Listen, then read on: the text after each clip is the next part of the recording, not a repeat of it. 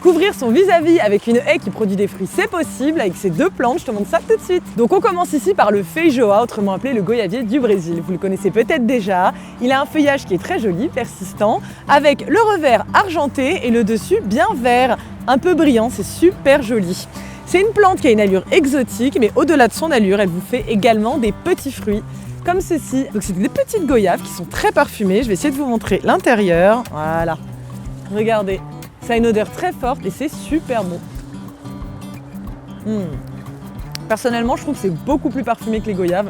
Je vais même vous dire que je préfère celle-ci. Dans les régions où il fait un peu trop frais, vous n'aurez pas tous les fruits. Ils vont malheureusement un petit peu tomber à l'automne, mais vous pouvez quand même en avoir. Nous ici, on en a plein et ils sont délicieux. Pour une haie dense et bien compacte, veillez à espacer les pieds de 80 cm entre le centre de chaque motte. Il se taille très facilement. À taille adulte, il aura une hauteur en moyenne de 3 mètres.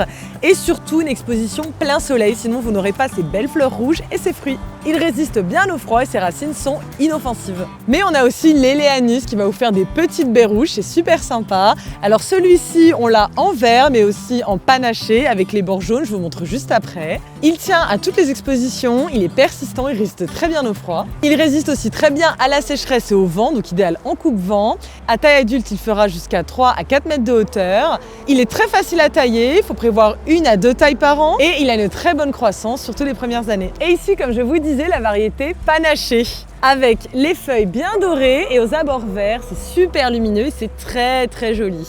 On termine par l'arbousier avec son feuillage vert luisant et son tronc qui est assez rougeoyant. C'est une plante méditerranéenne super sympa. Elle fait des fleurs en petites clochettes blanches, je vous montre ça, qui ressemblent aux fleurs de muguet. Venez voir, comme ça. Ils sont assez mellifères et qui ont un doux parfum. Et au niveau des fruits, je vous mets une photo, ça fait des petits fruits rouges, qui contrastent eux aussi bien que le feuillage. Pour l'exposition, dans l'idéal, c'est plein soleil, sinon mi-ombre ou ombre, ça fonctionne aussi, mais il fera moins de fleurs et donc moins de fruits. Il résiste très bien à la sécheresse, il résiste bien au froid, et ça vous fera une haie bien opaque et méditerranéenne.